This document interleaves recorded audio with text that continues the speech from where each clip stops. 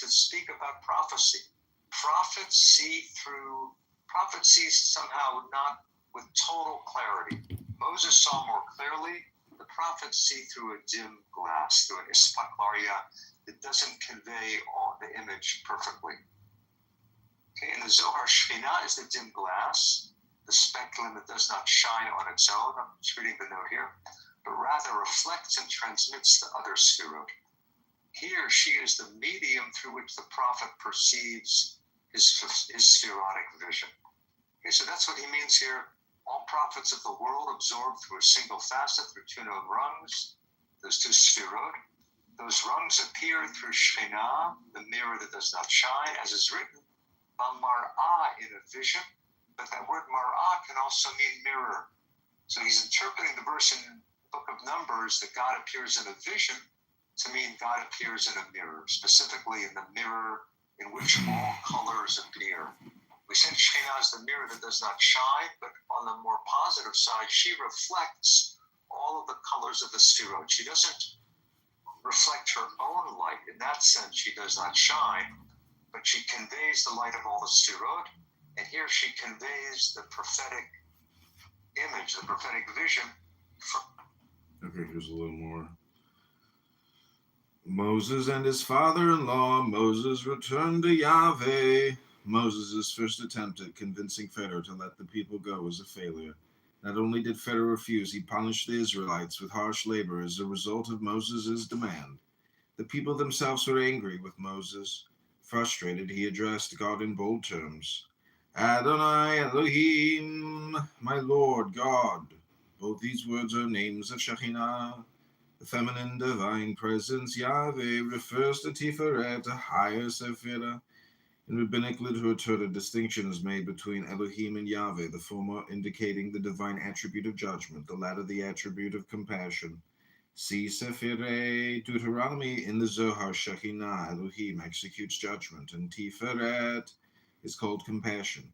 The various divine names appearing in these verses stimulate Rabbi Yossi to weave a mystical midrash. Husband of Elohim, literally the man of Elohim, Deuteronomy 33:1. Moses. Husband of Elohim, literally the man of Elohim, Deuteronomy 33:1, which for the Zohar means the husband of Shekhinah Elohim. See above. The birth of Moses. Note on Shekhinah joined with him constantly. Moses is on such intimate terms with Shekhinah that he is called her husband.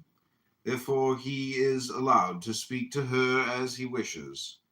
It is instructive to compare this passage with a midrash on these verses. Shemot Rabbah 6:1. Rabbi Shimon, son of Yohai, said, Why did he, Moses, criticize the ways of the Blessed Holy One? As a result, the attribute of judgment sought to harm Moses, as it is written, Elohim spoke to Moses. However, since the Blessed Holy One saw that he had spoken up because of the suffering of Israel, he continued to deal with him through the attribute of compassion, as it is written, he said to him, I am Yahweh.